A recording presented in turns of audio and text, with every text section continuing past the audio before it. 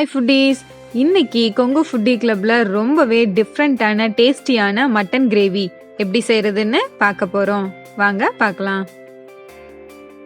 இன்னைக்கு நான் ஒரு 1/2 kg அளவுக்கு மட்டன் எடுத்திருக்கேன். இதை இப்போ ஊற வச்சிடலாம். அதுக்கு ஒரு 1/2 கப் அளவுக்கு தயிர் ஆட் பண்ணிக்கலாம். கூடவே மிளகாய் பொடி 1/2 ஸ்பூன், மஞ்சள் தூள் ஒரு பிஞ்ச் அளவு, ஜீரகத்தூள் 1/2 ஸ்பூன், தனியாத்தூள் 1/2 ஸ்பூன், உப்பு தேவையான அளவு ஆட் பண்ணி நல்லா மிக்ஸ் பண்ணி விட்டுக்கோங்க. இது இப்படியே ஒரு 1/2 மணி நேரம் ஊறட்டும், ஃப்ரிட்ஜில் வச்சிடலாம். ஒரு கடாய் எடுத்துக்கலாம். கடாய் ஹீட் ஆன உடனே அதில் ஒரு 4 டேபிள் ஸ்பூன் அளவுக்கு ஆயில் விட்டுக்கோங்க. ஆயில் ஹீட் ஆனதும் அதில் நான் ஒரு 2 பெரிய வெங்காயத்தை நீளமாக கட் பண்ணி வச்சுருக்கேன்.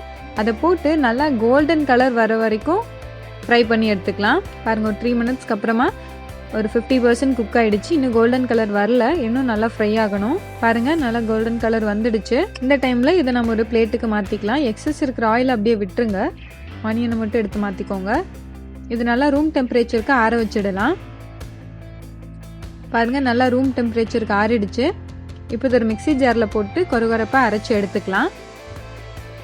ரொம்ப மையாக அரைக்கணும்னு அவசியம் இல்லை. பாருங்கள், அரைச்சி எடுத்தாச்சு. நான் ஒரு 10-15 போல் முந்திரியை ஒரு 1/2 hour முன்னாடியே நல்லா ஹாட் வாட்டரில் போட்டு ஊற வச்சுருக்கேன். இதையும் நல்லா மையாக பேஸ்ட் பண்ணி எடுத்துக்கலாம். பாருங்கள், முந்திரி நல்லா பேஸ்ட் பண்ணி எடுத்தாச்சு. இது நம்ம கிரேவிக்கு ஒரு க்ரீமி டெக்ஸ்சர் கொடுக்கும். ஃபஸ்ட்டு ஒரு பேன் எடுத்துக்கலாம். பேன் ஹீட் ஆன உடனே அதில் ஒரு 3 ஸ்பூன் அளவுக்கு ஆயில் ஆட் பண்ணிக்கலாம். ஆயில் ஹீட் ஆகிடுச்சு. இப்போது ஒரு பட்டை, 2 கிராம்பு, 2 ஏலக்காய் இதில் ஆட் பண்ணிக்கலாம். பாருங்கள், எல்லாம் பொரிஞ்சிருச்சு. இப்போது ஒரு ஸ்பூன் அளவுக்கு இஞ்சி பூண்டு விழுது ஆட் பண்ணி நல்லா மிக்ஸ் பண்ணி விட்டுக்கலாம். இப்போது நம்ம ஊற வச்சிருக்கிற மட்டனை இதில் எடுத்து போட்டு நல்லா பெரட்டி விடலாம். ஸ்டவ்வை மீடியம் ஃப்ளேமில் வச்சுக்கோங்க. நல்லா பெரட்டி விடுங்க. மட்டனை நல்லா பெரட்டி விட்டுட்டே இருக்கலாம். மட்டன்லேருந்தே தண்ணி விடும். ஸோ ஒரு 5 மினிட்ஸ் போல் இதை நல்லா மூடி வச்சிடலாம்.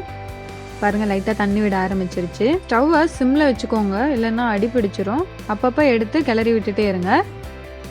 பாருங்கள், நல்லா எவ்வளோ தண்ணி விட்டுருக்கு மட்டன்லேருந்து எல்லா தண்ணியுமே வந்துடுச்சு. இந்த தண்ணி மட்டுமே பத்தாது, மட்டன் இன்னும் நல்லா வேக.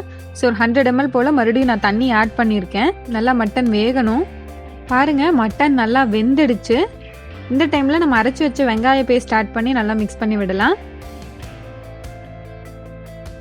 கூடவே நம்ம அரைச்சி வச்ச முந்திரி பேஸ்ட்டையும் இதில் ஆட் பண்ணி நல்லா மிக்ஸ் பண்ணி விடலாம். நல்லா மிக்ஸ் பண்ணி விட்டுக்கலாம். இன்னும் கொஞ்சம் கூட இது திக்காகும். ஸோ இன்னும் கொஞ்சம் ஹாட் வாட்டர் வச்சு ஊற்றிக்கிறேன். ஸோ அப்போ நம்ம இன்னும் கொஞ்சம் கொதிக்கும் போது கெட்டியாகும் போது கரெக்டாக கிரேவி ஃபார்மில் இருக்கும். இதில் இப்போ ஒரு 1/2 டேபிள் ஸ்பூன் அளவுக்கு கரம் மசாலா ஆட் பண்ணிக்கலாம்.